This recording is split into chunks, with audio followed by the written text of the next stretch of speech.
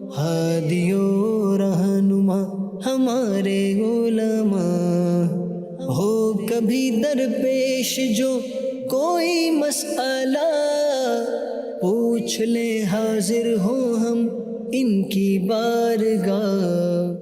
الحمد للہ رب العالمین والصلاة والسلام علی خاتم النبیین، اما بعد فاعوذ باللہ من الشیطان الرجیم، بسم اللہ الرحمن الرحیم۔ الصلاة والسلام علیکہ یا رسول اللہ وعلی آلکہ واصحابکہ یا حبیب اللہ، الصلاة والسلام علیکہ یا نبی اللہ وعلی آلکہ واصحابکہ یا نور اللہ۔ مدنی چینل کے ناظرین، پروگرام دارالافتاء اہل سنت میں آپ کو خوش آمدید کہتے ہیں۔ اللہ تبارک و تعالی ہم سب کو احکام دین، علم دین سیکھ کر سمجھ کر ان پر عمل پیرا ہونے کی توفیق عطا فرمائے۔ ہمارے پیارے رسول صلی اللہ علیہ وآلہ وسلم کا فرمان عظمت علی شان ہے، ان اول الناس بی یوم القیامہ اکثرہم علیہ صلاۃ، قیامت کے دن میرے قریب ترین وہ ہوگا جو مجھ پر کثرت سے درود پڑھتا ہوگا۔ صلو علی الحبیب صلی اللہ تعالی علی محمد صلی اللہ علیہ وآلہ وسلم، صلاۃ و سلام علیکہ یا سیدی یا رسول اللہ۔ ناظرین کرام، پروگرام میں آپ اول تاخیر ہمارے ساتھ شامل رہیں تو انشاءاللہ بہت سا علم دین سیکھنے کو ملے گا۔ آج کے ہمارے اس پروگرام میں شامل ہیں شیخ الحدیث مفتی محمد حسان رضا عطاری صاحب، ان کو بھی خوش آمدید کہتے ہیں۔ جزاک اللہ، کیسے مزاج؟ الحمدللہ رب العالمین۔ اور بڑھتے ہیں ہم ناظرین کے سوالات کی طرف۔ اگر مسافر کو بار بار شہر بدلنا پڑے تو اس کے اوپر نماز میں قصر کا حکم ہوگا؟ جواب ارشاد فرما دیں۔ جی، مسافر کو بار بار شہر بدلنا پڑے۔ بسم اللہ الرحمن الرحیم۔ جب یہ مسافر کہہ رہے ہیں اپنے آپ کو تو اس کا مطلب ہے کہ جس جگہ پر یہ گئے ہیں وہ جگہ ان کے وطن سے یہ 92 کلومیٹر دور ہے، وہاں یہ مثال کے طور پر 15 دن سے کم کے لیے گئے ہیں۔ تو اب جب تک یہ ایسے مقام پر یعنی 15 دن کی نیت نہیں کر لیں گے اس وقت تک یہ وہاں پر مسافر رہیں گے۔ تو اب اگر وہ مختلف شہروں میں وہاں پر دورہ کرتے رہتے ہیں، ادھر جا رہے ہیں ادھر جا رہے ہیں، تو جب تک اپنے شہر میں لوٹ نہیں آئیں گے مسافر ہی رہیں گے، ان کے اوپر مسافر ہی کا حکم ہوگا، انہوں نے قصر کرنا ہوگی۔ تو اگر تو اپنے آبائی شہر جہاں پر ان کا وطن اصلی ہے، جس کو انہوں نے وطن بنایا ہوا ہے، اس میں لوٹ کر نہیں آتے، ایسے مقام پر گئے ہوئے جو آپ کے وطن اصلی سے 92 کلومیٹر دور ہے، اور اب وہاں آپ مختلف شہروں کے اندر ادھر سے ادھر جاتے پھرتے ہیں، تو مسافر ہی رہیں گے، اور آپ کو ظہر، عصر اور عشاء کے جو فرائض ہیں ان کی قصر کرنا ہوگی۔ اچھا، اگر اسی سوال کو ہم دوسری طرح کر لیں کہ کوئی وہاں گیا ہے لیکن 15 دن وہ رہتا ہے، اب مثال کے طور پہ کراچی کا رہنے والا، کراچی کا رہائشی حیدرآباد چلا گیا، اب حیدرآباد کے اندر اس کو یہاں ارادہ کر لیا اس نے 15 دن رہنا ہے، لیکن اس دوران دن دن میں وہ کسی اور شہروں میں کوئی سامان دینے لینے اس طرح جاتے ہیں، بزنس کے لیے لوگ جاتے ہیں، کیا کہتے ہیں؟ اگر 15 راتیں وہیں پہ گزارنے کی نیت کی ہوئی ہے کہ 15 راتیں میں نے یہیں رہنا ہے یہاں پر، ویسے ہی اس کی نیت تھی، تو ظاہر ہے کہ جب وہ حیدرآباد چلا گیا تو اب یہ وہاں مقیم ہو گیا، کیونکہ نیت دل کے ارادے کو کہتے ہیں۔ اب پہلے سے ہی اس کا ارادہ یہ تھا کہ میں کچھ راتیں یہاں گزاروں گا، کچھ راتیں وہاں پر گزاروں گا، یہ انڈرسٹوڈ تھا کہ اس نے کچھ راتیں کسی اور مقام پر گزارنی ہے، تو پھر اس صورت میں وہ نیت ہی ویلڈ نہیں ہے، صحیح، یہ دو جگہ کی نیت ہوگی۔ لیکن اب جیسے مثال کے طور پر اپنے حیدرآباد کی مثال دی ہے کہ یہ وہاں پر 15 دن کے لیے چلا گیا، وہاں پر مقیم ہو گیا، اب قریب جیسے مثال کے طور پہ جام شورو ہے یا کوٹڑی ہے، اس طرح کے جو ایریاز ہیں ان میں یہ چلا جاتا ہے دن میں اور رات میں واپس آ جاتا ہے، تو یہ حیدرآباد کے اندر مقیم ہی رہے گا اور وہاں پر یہ پوری نماز ادا کرے گا۔ صحیح، کہیں رات نہیں رکتا ہے، جی، کہیں جیسے ہم مکہ مکرمہ میں بھی جو جاتے ہیں تو ان کی یہ ارادے تو ہوتے ہیں کہ ان کو جیرانہ کے مقام پر یا ان کو طائف شریف جانا ہے، یا ان کو مختلف وہ ارادے ہوتے ہیں ان کے کہ یہاں ہم نے جانا ہے، لیکن ساتھ 20 دن وہاں رکنے کا یا 15 دن۔ اس میں جیسے ایک ہے، جیسے اس کو منا کی مثال پر لے لیں، جی جی، کہ اب جیسے یہ حج سے 10 دن پہلے گیا، اب یہ نیت کر لیتا ہے کہ میں 15 دن مکہ مکرمہ میں رہوں گا، لیکن یہ انڈرسٹوڈ ہے کہ اس نے مینا جانا ہی جانا ہے، ٹھیک ہے، تو جب درمیان میں 15 دن کے درمیان کے اندر اس نے مینا جانا ہے تو ظاہر ہے کہ اب اس کی یہ نیت ویلڈ نہیں ہے، ٹھیک ہے، کیونکہ حج کے لیے گیا ہے تو لازمی طور پر اس کو مینا، مزدلفہ، عرفات وغیرہ جانا ہی پڑے گا، تو لہٰذا وہ مکے میں بھی اس وقت مسافر رہے گا اور مینا کے اندر بھی مسافر رہے گا۔ ہاں، اگر مثال کے طور پر وہ 15 دن پہلے چلا گیا اور مکہ مکرمہ میں مینا جانے سے 15 دن پہلے وہ مقیم ہو گیا، تو اب مینا چونکہ جو مسافت ہے وہ اتنی زیادہ نہیں ہے جس کو مسافت شرعی کہا جائے، تو اب وہ مینا شریف جائے گا تو وہاں پر بھی یہ مقیم رہے گا، صحیح، وہاں بھی اس نے پھر پوری نماز ادا کرنا ہوگی۔ صحیح۔ لیکن یہ جو ہم زیارات کے لیے کہہ رہے ہیں کہ جو عام عمرے کے ٹور دن میں پہ جاتے ہیں عام عمرے واپس آ پہ گیا جاتے ہیں، ہے، جی دن تو میں اس کو جاتے پتہ ہیں، دن میں جانا ہے پھر آ جانا ہاں ہے۔ تو ان کی اگر 15 یا اس سے زیادہ دن کے رہنے کی نیت ہے مکہ مکرمہ میں، تو اس صورت میں یہ وہاں پر مقیم ہی رہیں گے، مسافر نہیں ہوں گے، ٹھیک ہے، اس سفر سے کوئی فرق نہیں نہیں پڑے گا۔ فرق نہیں پڑے گا۔ ٹھیک ہے جی، ناظرین کرام، یہ بھی مسائل ہمیں سیکھ کر ہی جانے چاہیے۔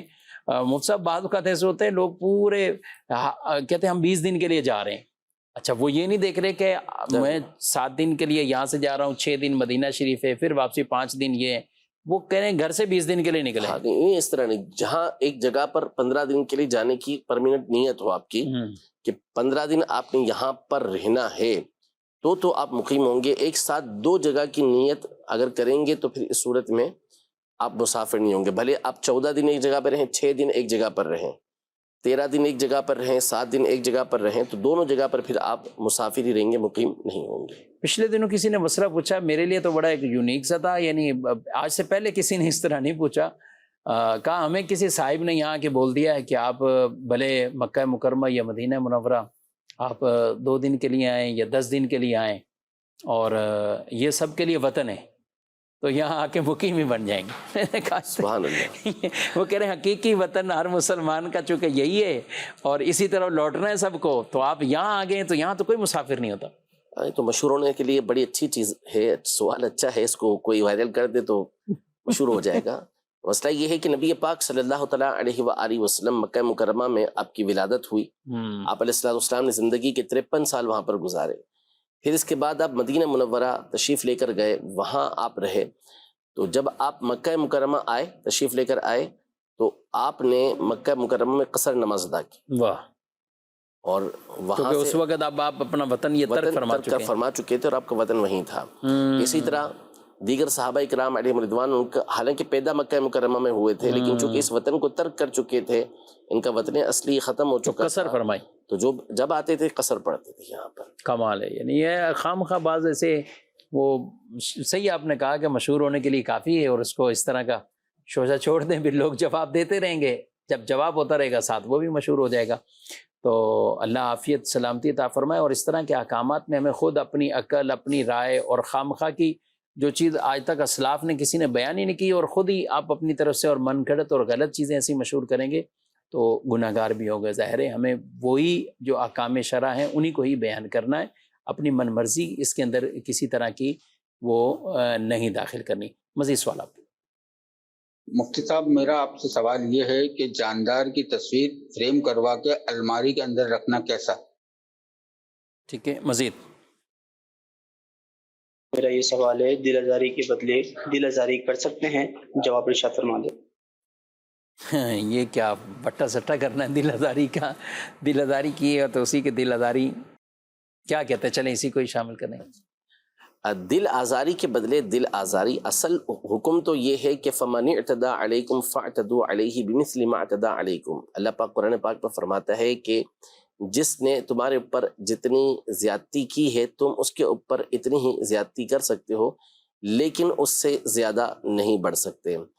تو اب جتنا آپ کا دل دکھایا ہے آپ کو حق تو حاصل ہے کہ اتنا ہی آپ اس کا جواب دے سکتے ہیں، لیکن مسئلہ یہ ہے کہ اول تو اس میں دوسرا پہلو یہ ہے کہ جو معاف کرے یہ زیادہ بہتر ہوتا ہے، معاف کر دینا یہ اچھا ہوتا ہے، لیکن ساتھ ساتھ اس کو دیکھیں کہ یہ بڑا مشکل کام ہوتا ہے کہ بندہ پھر جب بدلہ لیتا ہے تو اپنے آپ کو قابو میں نہیں رکھ سکتا، عمومی طور پر حد سے تجاوز کر جاتا ہے، جتنا ظلم ہوا ہوتا ہے اس سے زیادہ وہ ظلم کر دیتا ہے، تو اس لیے بہتر یہ ہوتا ہے کہ معاف کر دے۔ اچھا، اب دوسری بات یہ ہے کہ اس نے دل آزاری کی نعوذ باللہ کسی گناہ کے ذریعے، آپ کو گالی دے دی مثال کے طور پر، تو اب اس کی تو اجازت نہیں ہوگی کہ آپ اس کو گالی دیں۔ ہاں، کوئی اور ذریعہ ہوتا ہے کہ جس کے ذریعے اس کو آپ سزا دلوا دیتے ہیں، جو اس کی گناہ کی سزا ہے تو وہ ایک الگ بات ہے، لیکن گناہ کے ذریعے آپ اس کا بدلہ نہیں لیں گے۔ تو بہرحال یہ ہے بڑا مشکل کام، بہتر تو یہی ہے کہ اسے معاف کر دیا جائے، حکمت عملی کے ساتھ کام لیا جائے، یا اس کے کسی ایسے شخص سے رابطہ کیا جائے جس کا اس کے اوپر جو ہے وہ ایک تسلط اور غلبہ ہو اور وہ اسے سمجھا سکتا ہو، تو ایسے سے رابطہ کر کے اس کی اصلاح کی کوشش یہ کی جائے۔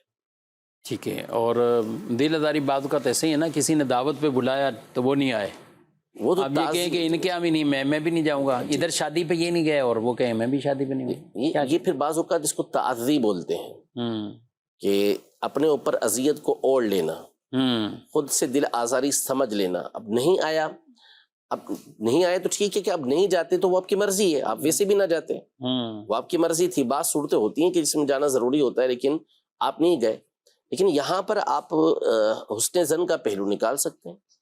ممکن ہے کہ وہ کسی ایسے عذر کے اندر مبتلا ہو، کسی ایسی بیماری کے اندر مبتلا ہو، یا کسی ایسی پریشانی کے اندر وہ آ گیا ہو کہ اس وقت وہ آپ کے یہاں دعوت میں نہیں آ سکتا ہو، تو ظاہر ہے وہ معذور ہے اور اس پر اس کی کسی طرح کی کوئی آپ گرفت بھی نہیں کر سکتے۔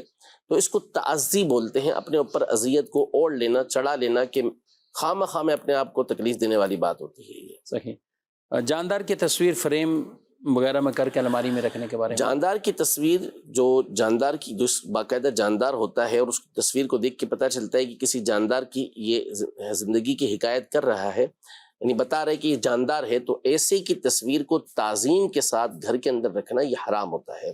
اب الماری کے اندر بھی آپ نے بڑے احترام کے ساتھ اسے رکھا ہوا ہے، سنبھال کے رکھا ہوا ہے، جس سے اس کی تعظیم واضح ہوتی ہے، تو رکھنے کی شرعی اجازت نہیں، یہ گناہ کی بات ہے، اس سے یعنی اپنے آپ کو بچانا ہوگا لازمی۔ اور کچھ ایسے کہ پیران نظام کی رکھتے ہیں کہ ہمیں اسے برکت مل جائے گی۔ نہ، یعنی دیکھیں عام شخص کی جو تصویر ہے اس کی تعظیم جو ہے اس کے مقابلے میں جو معظم، متبرک اور عظمت والی شخصیات ہیں ان کی تصویر کی تعظیم زیادہ حرام ہے، اس میں بہت زیادہ اندیشہ ہوتا ہے۔ اس لیے شریعت مطہرہ نے بالخصوص اعلیٰ حضرت امام اہل سنت رحمۃ اللہ تعالی علیہ کے آپ فتاویٰ پڑھیں تو اس میں آپ نے اسی طرح سے جو معظمان دینیہ ہیں، یعنی جو دینی تعظیم والی شخصیات ہیں، ان کی تصاویر سے تو خاص طور پہ منع کیا کہ بعض اوقات پھر بندہ اس میں حد سے تجاوز کرتا ہے اور ان امور کی طرف چلا جاتا ہے کہ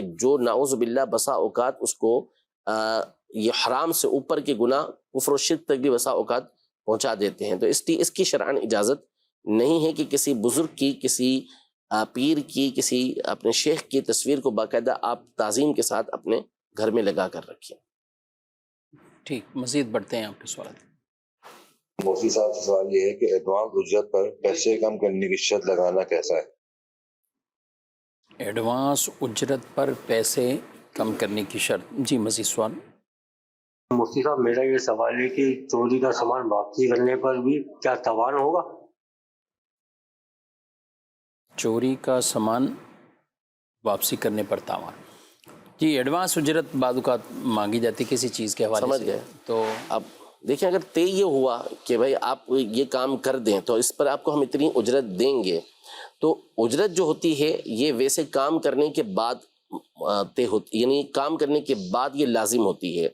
اگر پہلے سے دینا چاہیں تو پہلے دے سکتے ہیں، وہ مطالبہ بھی پہلے کر سکتا ہے کہ ٹھیک ہے مجھے پہلے اجرت دے دیں، اگرچہ کہ دینا اس پر جو کام لے رہا ہے اس کے اوپر لازم نہیں ہوتا کہ اسے پہلے دے، لیکن اس نے مطالبہ کیا اور آپ نے یہ بات کر لی کہ ٹھیک ہے میرا آپ کام یہ کر دیں اور اس پر میں آپ کو اتنی اجرت دوں گا، یعنی عام طور پہ جو اجرت ہوتی ہے وہ مثال کے طور پہ 5,000 روپے ہوتی ہے، تو اس نے کہا کہ مجھے ایڈوانس چاہیے، تو اب طے کر لیے کہ ٹھیک ہے ایڈوانس اجرت دوں گا لیکن آپ کو 4,000 روپے دوں گا، صحیح، تو ٹھیک ہے یہ ہو سکتا ہے، ایسا کیا جا سکتا ہے، طے کر رہے ہیں، لیکن بہرحال اس میں اتنا ہے کہ کسی مسلمان کی مجبوری سے فائدہ نہیں اٹھانا چاہیے۔ صحیح۔ اب کام مثال کے طور پر 1 مہینے کا کام ہے اس کا، اور وہ اجرت جلدی اس لیے مانگ رہا ہے کہ اس کے گھر میں کوئی مجبوری ہے یا اس کو کوئی اور ضرورت ہے جس کی بنیاد پر وہ کہہ رہا ہے کہ مجھے جلدی اجرت دے دی جائے۔ اب آپ نے موقع کا فائدہ اٹھایا کہ ٹھیک ہے میں جلدی اجرت تو دے دوں گا آپ کو، لیکن پھر جو طے کروں گا وہ کم طے کروں گا آپ سے، تو پھر اس صورت میں یہ مناسب نہیں ہے کہ اس طرح کسی مسلمان کی مجبوری سے فائدہ اٹھایا جائے۔ اچھا، یہ تو ایک کام کسی اس کے متعلق کسی نے طے کیا جی، اور ایک کوئی شخص سیلری پر ہے، پہلے سے اس کی تنخواہ ہے 40,000 50,000 روپے اس کی تنخواہ ہے، اب وہ کہتا ہے کہ مجھے اگلے مہینے میں آپ سیلری پہلے دے دیں، میرے گھر میں کوئی مریض ہے، آپریشن ہے، کچھ بھی ایسے کئی معاملات ہوتے ہیں، آپ کہیں ایڈوانس سیلری لینی ہے تو آپ کو ہم 35,000 دیں گے۔ نہیں، یہ جائز نہیں ہے، یہ تو کٹوتی یعنی یہ بھی اجرت ہے ایک طرح کی، لیکن اس یہ کو جائز نہیں ہے، یہ جائز نہیں ہے۔ کوئی کام خاص الگ سے کوئی کروا رہے ہو تو اس کے اوپر اس کی ایک صورت بن سکتی ہے۔ چوری کا سامان کہہ رہے ہیں واپسی کیا تب بھی کوئی تاوان ہے یا کیا؟ اگر اس میں کوئی خرابی پیدا کر دی ہے، کوئی ایسا نقص پیدا ہو گیا ہے کہ جس کی وجہ سے وہ چیز کم قیمت کی ہو گئی ہے یا وہ ٹوٹ پھوٹ گئی ہے، تو ظاہر ہے کہ اس کا تاوان تو ادا کرنا پڑے گا، یعنی جتنی اس کے اندر کمی آئی ہے اتنی کمی کے پیسے آپ کو دینا پڑیں گے۔ کچھ SMS بھی شامل کرتے ہیں، کسی شخص پر قضا نمازیں باقی ہیں، کیا ایسا شخص امامت کروا سکتا ہے؟ یعنی اگر تو وہ شخص فاسق معلن نہیں ہے، یعنی کھلے عام نمازیں وہ قضا کرتا ہے، لوگ اسے دیکھتے ہیں، اظہار بھی اس کا کرتا ہے، جیسے بعض اوقات لوگ ہوتے ہیں کہ وہ فجر کی نماز نہیں پڑھ رہے ہوتے یا با جماعت نہیں پڑھ رہے ہوتے اور سب کو پتہ ہوتا ہے کہ نہیں پڑھ رہے، تو ایسا فرد آ کے اب جماعت کے لیے کھڑا ہو جاتا ہے تو یہ فاسق معلن ہوتا ہے کہ بلا عذر شرعی وہ نماز چھوڑ رہا ہے یا جماعت چھوڑ رہا ہے۔ اب اگر ایسا بندہ جماعت کروائے گا تو ظاہر ہے کہ اس کے پیچھے تو نماز پڑھنے کی اجازت نہیں، کہ فاسق معلن ہے، اس کے پیچھے نماز مکروہ تحریمی ہوگی۔ اور اگر اس کی جیسے مثال کے طور پہ بعض لوگ ہوتے ہیں کہ نماز قضا ہو گئیں لیکن ان کو احساس ہوتا ہے اس بات کا کہ یہ مجھ سے قضا ہو گئی ہیں، یا ان کی غلطی نہیں تھی، سوئے رہ گئے، یا کوئی اور وجہ تھی، معذوری کی بنیاد پر ان کی نمازیں قضا ہوئی ہیں، یا ایک وقت ہے جیسے شروع میں ایک بالفرض کسی کی بلوغت کا وقت 15 سال ہے تو اب اس وقت کی احساس نہیں تھا، غفلت والی ایک زندگی تھی اور چھوڑ دی اس نے نمازیں، تو اب پڑھاتا ہے نماز اور اپنی نمازیں بھی وہ قضا کر رہا ہے، ادا کر رہا ہے، تو اس کے پیچھے نماز پڑھنے میں کوئی حرج نہیں، لیکن ایسے شخص پر بھی لازم ہے کہ وہ لوگوں کے سامنے اس بات کا اظہار نہیں کرے گا کہ مجھ پر نمازیں قضا ہیں۔ قضا نماز اگر اس طرح وہ بھی کرے گا تو وہ خود بھی گناہگار ہوگا اور فاسق یہ بھی قرار پائے گا، جب کھلے عام لوگوں کو بتائے گا تو فاسق معلن ہو جائے گا، تو اس طرح کرنا یہ درست نہیں ہوگا۔ اور یہ ویسے کئی لوگوں کی عادت ہوگی ہے، نہیں بات کرتے کرتے کبھی کسی ایسے کام کو بتائیں گے کہ وہ بس ایسا اس کام میں نکلا تو عصر بھی رہ گئی، مغرب بھی رہ گئی۔ ارے آپ مسئلہ پوچھنے آئے ہیں کہ عصر مغرب کس ٹائم میں قضا کروں، لیکن آپ ہمیں بھی کیوں بتا رہے ہیں؟ لیکن ہمیں نہ بھی بتائیں، لیکن کچھ ہوتے ہیں ایسے ہی نارمل مسئلہ بھی نہیں پوچھ رہے، ایسے ہی یار اس نے اتنا بزی کر دیا، فرماتے ہیں کہ ہنستے ہنستے بتاتے ہیں، جی ہاں، کیا نماز رہ گی؟ تو گناہگار ہوں گے ایسے شخص نہیں۔ حدیث پاک میں صحیح حدیث پاک ہے کہ میری تمام کی تمام امت بخشی جائے گی سوائے مجاہرین کے۔ مجاہرین کون؟ تو فرمایا وہ کہ جو گناہ کے کا اظہار کرتے ہیں، یعنی لوگوں کے سامنے اس کا اعلان کر دیتے ہیں، یہ گناہ ہوا اور پھر اس کے بعد لوگوں کے سامنے اظہار کرتے ہیں، یعنی اللہ تبارک و تعالیٰ جو ستار العیوب ہے اس نے آپ کے اس گناہ کا پردہ ڈھک کے رکھا، لوگوں کے سامنے ظاہر نہیں ہوا۔ اللہ نہ کرے اگر ایسا ہوتا کہ کسی کی نماز چھوٹتی ہے اس کی پیشانی پہ لکھا ہوا آ جاتا بے نمازی ہے کہ یہ بے نمازی ہے، اس نے یہ والی نماز چھوڑ دی ہے، تو پھر لوگ کیا کرتے ہیں؟ اللہ نے پردہ رکھا ہے، آپ کی نماز چھوٹ گئی، چھوٹنی نہیں چاہیے تھی، چھوٹنے اگر جان بوجھ کے چھوڑی ہے، غفلت کی وجہ سے چھوڑی، گناہگار آپ اپنی جگہ پر ہیں، لیکن یہ اوپر سے ایک اور گناہ ہو جائے گا کہ آپ لوگوں کے سامنے اس کا اظہار کریں۔ اللہ نے جو پردہ آپ کا ڈھکا تھا آپ نے اس کو ہٹا دیا، یہ الگ سے ایک اور گناہ ہے۔ یعنی یہ ایک جرت ہے اور جری پن ہونا ہے، ایسا ہی ہے۔ ایک اسی طرح کا اور سوال ہے فیصل آباد سے کسی خاتون کی طرف سے کہ ان کے شوہر وہ نماز گھر میں ہی پڑھتے ہیں، موبائل پہ لگے رہنا، گھر میں جب بھی دل کیا جائے نماز بچھائی نماز پڑھ لی، اور قریب مساجد بھی سب موجود ہیں، سب چیزیں، کوئی ایسا عذر بھی نہیں ہے، اور جب ان کو بتایا جائے کہ ایسا ایسا حدیث میں بھی ہے تو وہ کہتے ہیں کہ یہ حدیث میں صرف عشاء کی نماز کا ذکر ہے، اس کے علاوہ تو بقیہ نمازوں کا ذکر نہیں ہے۔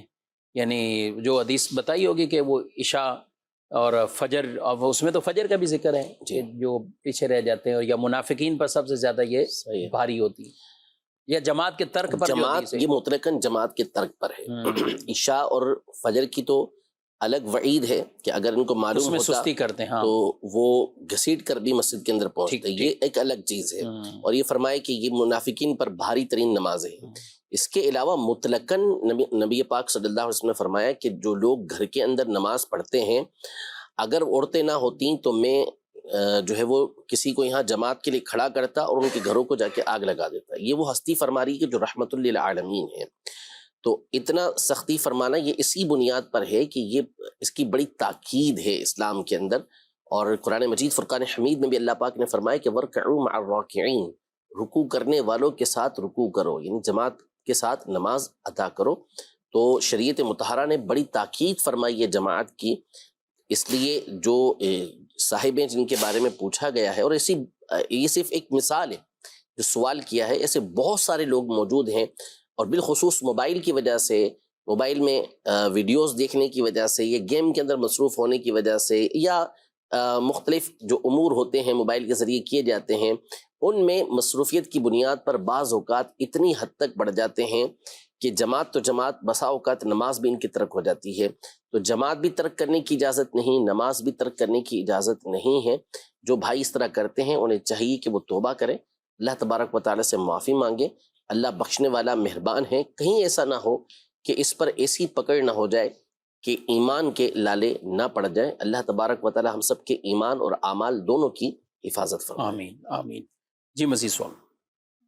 مفتی صاحب کی بارگاہ میں سوال عرض ہے کہ شوال کے مہینے میں جو 6 روزے رکھے جاتے ہیں، کوئی بندہ ایسا ہو کہ وہ 13، 14 اور 15 تاریخ کو جو روزہ رکھا جاتا ہے، ماہانہ 3 روزے رکھے جاتے ہیں، تو وہ اگر رکھنا چاہے تو وہ 3 روزے 13، 14، 15 کا روزہ رکھے، تو کیا شوال کے پھر اس کو 6 روزے الگ سے رکھنے پڑیں گے، یا یہ 3 روزے بھی اس میں شمار ہو جائیں گے جو 6 رکھنا چاہیں گے؟ جزاک اللہ خیر۔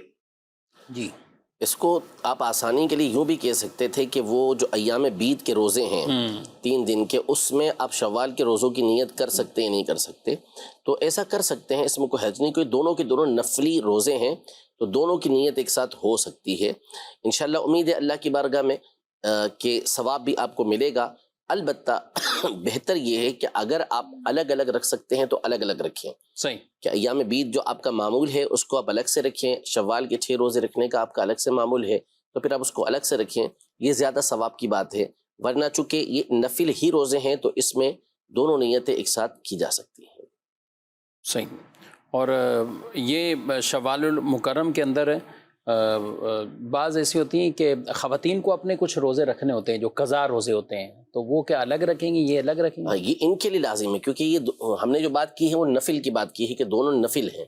یہاں پر عورت جو قضا روزہ رکھے گی وہ فرض ہے اس کے اوپر، تو یہ نہیں ہو سکتا کہ ایک ہی روزے کے اندر فرض اور نفل دونوں کی نیت ہو۔ اگر دونوں کی نیت کی بھی ہے تو پھر اس صورت میں صرف قضا ادا ہوں گے، نفل ادا نہیں ہوں گے، دونوں کی نیت ایک ساتھ نہیں کی جا سکتی۔ یعنی ان کو فضیلت حاصل کرنے کے لیے یہ الگ رکھنے اور وہ الگ رکھنے، وہ الگ رکھنے کرنا کیا چاہیے؟ بعض خواتین اس پوزیشن میں نہیں ہوتی کہ وہ ایک ساتھ وہ بھی 6-7 قضا کریں اور یہ بھی 6 رکھیں، تو کریں کیا؟ ہاں دیکھیں، یہ آپ نے بات کی نا کہ بعض کا تو ہر ایک کی جو طبیعتیں ہوتی ہیں وہ مختلف ہوتی ہیں۔ بعض خواتین ہوتی ہیں کہ وہ کثرت کے ساتھ روزے رکھتی ہیں اور ان کے گھر سے بھی کوئی پرابلم نہیں ہوتا تو وہ روزے رکھ لیتی ہیں، تو ایسوں کو تو چاہیے کہ وہ نفلی روزے بھی رکھیں اور قضا روزے بھی جلد سے جلد ادا کریں۔ پہلے قضا روزے رکھ لیں اور پھر ساتھ میں نفلی روزے بھی رکھ لیں۔ اور لیکن جو نہیں رکھ پاتی یا جن کے لیے کچھ اور مسائل ہوتے ہیں، بعض اوقات گھر کی طرف سے اجازت اب یہ کہ ایک مہینے میں 6-7 کی تو پوزیشن بن سکتی ہے لیکن 15-20 روزے نہیں مشکل ہو جاتے ہیں، تو پھر ان کو چاہیے کہ پہلے قضا کو ترجیح دیں، ٹھیک، پہلے قضا رکھیں پھر اس کے بعد جو ہے وہ نفل کی طرف آئیں۔ اگرچہ کہ جو نوافل کے اعتبار سے، یعنی جو نماز میں نوافل ہوتے ہیں، اس میں جو حکم بیان کیا گیا ہے کہ جو نوافل مقرر ہیں ان کی ادائیگی کا حکم دیا گیا کہ اسے ادا کریں کہ پھر یہ فضیلت بعد میں نہیں مل پائے گی، یعنی اس دن کی اگر تہجد چلے گئی، اوابین چلی گئی تو وہ فضیلت نہیں مل پائے گی۔ لیکن روزے چونکہ ایک مشکل امر ہیں، زیادہ اس میں رکھنا مشکل ہوتا ہے، تو اس لیے اس کے اندر بہتر یہ ہے کہ جو چیز آپ کے اوپر قضا ہے وہ جلد سے جلد آپ ادا کر لیجئے۔ جی مزید سوال۔ مفتی صاحب کی بارگاہ میں یہ سوال ہے کہ عمرہ ادا کرنے کے بعد میقات سے واپس 20 کلومیٹر دور چلے گئے، پھر یاد آیا کہ مکہ اور گھومنا تھا، تو دوبارہ میقات پر آ کر احرام باندھنا پڑے گا، عمرہ کرنا پڑے گا، یا واپس ایسے ہی آ جائیں؟ جی یعنی اتنی دور چلے گئے پھر وہاں یاد آیا کہ مکہ مکرمہ کی زیارتیں تو رہ گئیں کچھ۔ تو جب حرم کی حدود میں آنے کی نیت ہے تو ہر صورت میں پھر آپ کو احرام باندھنا ہوگا، یعنی کہ مکہ مکرمہ آپ آ رہے ہیں اور مکہ مکرمہ جو عمومی طور پر تو حصہ حرم کے اندر ہی ہے، تو اس لیے جب حرم کی حدود کے اندر آپ نے آنا ہے تو پھر اس میں آپ کو احرام باندھنا پڑے گا، بغیر احرام کے آپ نہیں آ سکتے۔ ہاں اگر آپ میقات اور حرم کے درمیان کا جو حصہ ہے حل ہے، اس کے اندر آپ آنا چاہ رہے ہیں، جیسے جدہ آنا چاہتا ہے کوئی شخص، تو وہاں آنے کے لیے اس کو احرام باندھنے کی ضرورت نہیں ہے. وہاں تو وہ آ سکتا ہے، لیکن چونکہ خود یہ کہہ رہے ہیں کہ ان کو مکہ مکرمہ مکہ مکرمہ کی زیارات کرنی ہے، تو وہاں تو پھر آپ کو احرام باندھ کر ہی آنا پڑے گا اور عمرہ بھی آپ کو ادا کرنا پڑے گا. ٹھیک ہے. اب یہ میقات انہوں نے کہا مختلف، اب بعض اوقات ایسا ہوتا ہے کہ میں نے تو سنا لوگوں سے کہ اب جیسے مکے میں ہیں تو وہ مسجد عائشہ کو بھی اس طور پر میقات کہہ رہے ہوتے ہیں، جیرانہ کو بھی میقات کہہ رہے ہوتے ہیں کہ میقات ہے، وہ بڑی میقات ہے. یہ یعنی پوچھتے ہیں باقاعدہ، یعنی کہتے ہیں کہ اگر جیرانہ چلے گئے تو وہاں سے احرام باندھنا لازم ہے یا نہیں ہے. مسجد عائشہ تک کا پوچھتے ہیں کہ اگر وہاں فقط ایسے ہی زیارت کے لیے چلے گئے یا کسی کے ساتھ چلے گئے، جیسے خواتین جا رہی ہیں تو کوئی گھر کا فرض چلا گیا، تو پوچھتے ہیں کہ وہاں سے احرام باندھنا ضروری ہے یا نہیں ہے. تو یہ جو جگہ ہیں یہ حرم کی حدود کے حل کہلاتی ہیں، یعنی میقات اور حرم کے درمیان کا یہ حصہ ہے، یعنی حرم سے باہر ہے اور میقات کے اندر ہے. تو لہذا ان مقامات پر آپ جائیں تو یہاں سے آپ کو عمرے کا احرام باندھنے کی اجازت ہے. صحیح. یعنی یہ وہ مقامات ہیں کہ اگر کوئی شخص مکہ مکرمہ میں ہے، عمرہ کرنا چاہتا ہے، تو ان مقامات پر جا کر ہی اس کو، یعنی حرم کی حدود سے باہر نکل کر اس کو احرام باندھنا ہوگا. تو لہذا یہ مسجد عائشہ، جعرانہ کا جو مقام ہے، یہاں جا کے احرام باندھ سکتا ہے. لیکن ان مقامات پر چلا گیا تو کیا بغیر احرام کے مکہ مکرمہ یا مسجد حرام واپس آ سکتا ہے؟ تو بالکل آ سکتا ہے، کیونکہ ابھی آپ نے میقات کراس نہیں کی، آپ میقات کے اندر ہی ہیں. ہاں، میقات سے باہر چلے گئے تو اب احرام کے بغیر آپ حرم کی حدود میں نہیں آ سکیں گے. ٹھیک ہے، مزید کو. میرا سوال یہ تھا کہ میت کتنا مال چھوڑے تو وراثت تقسیم کی جائے گی؟ 1 روپیہ بھی چھوڑے یا 1 کروڑ روپیہ چھوڑے یا اربوں روپے چھوڑے، جتنا بھی چھوڑے گی اس کے مال کے اندر جو ہے وہ وراثت تقسیم ہوگی. اس میں یہ کوئی نہیں ہے کہ جو ہے وہ کتنا چھوڑ رہا ہے، کم یا زیادہ کی کوئی تقسیم کاری اس کے اندر نہیں ہے. ٹھیک ہے. اچھا، عمرے کی بات چلی تو واٹس ایپ سروس پہ ایک سوال آیا کہ کسی خاتون کی طرف سے کہ ہم یہاں آئے ہوئے ہیں، میں آئی تو محرم کے ساتھ ہی ہوں، وہ سب چیزیں ہیں، لیکن یہاں پہ جو ہمارے محرم ہیں وہ عمرہ کرنے کی پوزیشن میں نہیں ہیں، بیمار ہوں گے کسی میں. جی صحیح ہے. اب گھر کے فیملی کے دیگر افراد بھی ہیں، بھابیاں بھی ہیں ساتھ اور بھی ہیں، تو اب ان کے ساتھ مل کر مسجد عائشہ سے احرام باندھ، تو مجھے روک دیا گیا کہ آپ کا محرم چونکہ ساتھ نہیں ہے، تو یہ وہاں پہ بھی عمرہ کرنے کے لیے بھی شرط ہے؟ نہیں، اصل میں جو مکہ مکرمہ اصل جو شرط ہے یہ تو شرط ہے سفر کی. ٹھیک ہے. کہ اگر عورت سفر پر جا رہی ہے، شرعی مسافت پر جا رہی ہے، یعنی 92 کلومیٹر یا دوسری حدیث کے مطابق اگر 30 کلومیٹر بھی تقریباً وہ سفر کر رہی ہے، تو پھر اس صورت میں اس کے لیے محرم یہ ضروری ہوتا ہے. لیکن جب مکہ مکرمہ محرم کے ساتھ پہنچ گئے، اب مثال کے طور پہ مسجد عائشہ جانا ہے، تو چونکہ یہ شرعی مسافت نہیں ہے، یہ قریب ہے اور یہ ایسی جگہ ہے کہ جو یہاں پر جانے میں عورت کی عزت جان کو خطرہ نہیں ہے، اور بالخصوص جو گھر کے دیگر افراد موجود ہیں تو پھر ان کے ساتھ وہاں جانے میں کوئی حرج نہیں ہے. ہاں، جب شرعی سفر کرنا ہوگا، مثال کے طور پہ مکہ مکرمہ سے مدینہ منورہ کی طرف کوئی سفر اختیار کرتی ہے عورت، تو اب اس کے لیے وہاں پر جو ہے وہ محرم کا ہونا یہ شرط ہے، یہ ضروری ہے. بغیر محرم کے پھر وہ یہ شرعی مسافت کا سفر نہیں کر سکتی. لیکن مسجد عائشہ جانا ہے یا قابل اعتماد لوگ ہیں ساتھ، جیسے مثال کے طور پر بھابیاں آپ کے ساتھ ہیں یا اور آپ کی بہنیں وغیرہ ساتھ ہیں اور ان کے محرم آپ کے ساتھ ہیں، مسجد جعرانہ تک جا رہے ہیں، تو وہاں جانے میں حرج نہیں ہے کہ یہ اتنا فاصلہ نہیں ہے. صحیح. جی مزید سوال. میرا سوال یہ ہے مفتی صاحب سے، اگر کوئی کام کر رہا ہے آفس میں تو گاڑی صاف کر سکتا ہے؟ جیسے کوئی اس کا مینیجر بولتا ہے پھر گاڑی صاف کر لے، اس کے الگ سے پیسے دیں گے، صحیح ہوگا یا صحیح نہیں ہے؟ مزید. میرا یہ سوال ہے کہ کیا ہم فرشتوں سے مدد مانگ سکتے ہیں؟ جی، فرشتوں سے مدد مانگ، تفصیلی کافی سوال. یہ جو پہلا جو سوال جی تھا گاڑی صاحب، تو اس میں دیکھیں، ایک تو پرائیویٹ ادارہ ہوتا ہے، تو پرائیویٹ ادارے میں جو آپ کے جو آنر ہیں، اصل باس ہے، اس نے جو رولز بنائے ہوئے ہیں اس کے مطابق تو عمل کرنا ہوگا. جیسے مثال کے طور پہ کیا کام ہے، کیا کام ہے. اب مینیجر کی گاڑی صاف کرنا بھی اس کے کاموں میں سے ایک کام ہے. جیسے مثال کے طور پر بعض اوقات پیون جو رکھا جاتا ہے وہ رکھا اس لیے جاتا ہے کہ وہ خدمت کرے گا، یعنی آفس کے کام بھی کرے گا، ساتھ میں جو لوگ موجود ہیں ان کے لیے ناشتہ یا کھانے کا سامان وغیرہ، چائے وغیرہ لے کر آنا، یہ اس کے کام کے اندر شامل ہوتا ہے. تو اب اگر ایسا ادارہ ہے کہ جس میں مینیجر کے بھی یہ کام شامل ہیں تو وہ کروا سکتا ہے، اور پھر وہ اپنی طرف سے کچھ پیسے دے رہا ہے تو ٹھیک ہے، اس میں کوئی حرج نہیں ہے. لیکن اگر وہ ادارہ وقف کا ادارہ ہے یا سرکاری ادارہ ہے تو اب اس میں عرف سے ہٹ کے کوئی کام نہیں کر سکتے. وہاں پر یہ دیکھا جائے گا کہ کن کن کاموں کا عرفاً یہ رواج ہوتا ہے کہ یہ کام جو پیون ہیں، جو ملازم ہیں، اس سے لیے جا سکتے ہیں، تو پھر وہ کام لیے جا سکتے ہیں.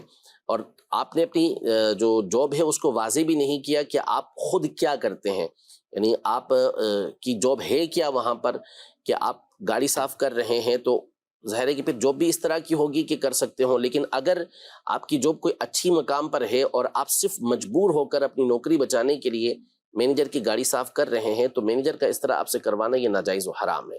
اور عموماً ایسا ہوتا بھی نہیں ہے، ہوتا نہیں ہے عام طور پہ. اس طرح کی پوسٹ عام طور پہ پیون جو ہوتا ہے، جو چوکیدار وغیرہ افراد ہوتے ہیں، وہ یہ کام عام طور پہ کرتے ہیں.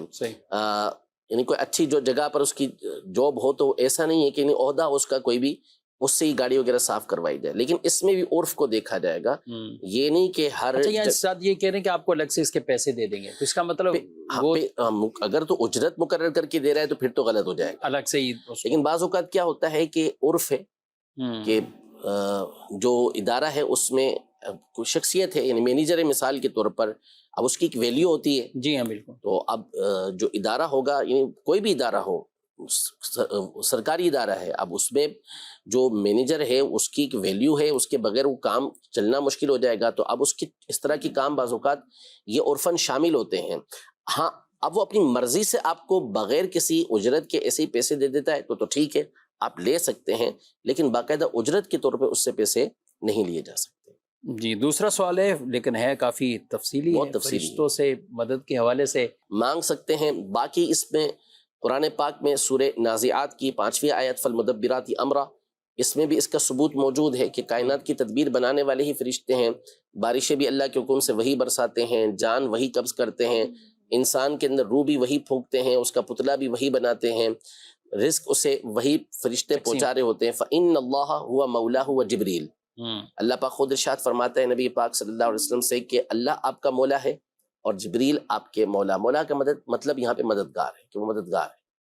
ٹھیک ہے. اور اس پہ بہت تفصیل سے ہمارے یوٹیوب چینل پر بھی اور دارالحکمت اہل سنت کے فیس بک پیج پر بھی تفصیلی کلپس بھی اس پر موجود ہیں. استمداد کے لیے، غیر اللہ سے مدد چاہنے سے، اولیاء کرام سے مدد چاہنے کے حوالے سے دارالحکمت اہل سنت کی ویب سائٹ پر بھی بہت تفصیلی استمداد یعنی یہ مدد چاہنے کے حوالے سے فتاویات بھی موجود ہیں. ان کو پڑھا بھی جا سکتا ہے، آپ ڈاؤن لوڈ بھی کر سکتے ہیں. کسی کو بھیجنا تو آپ یوں بھی بھیج بھی سکتے ہیں. اللہ تعالی ہم سب کو علم نافع عطا فرمائے. صحیح اجازت چاہتے ہیں. فی امان اللہ. ہادی و رہنما ہمارے علماء، ہو کبھی درپیش جو کوئی مسئلہ، پوچھ لیں حاضر ہو ہم ان کی بارگاہ.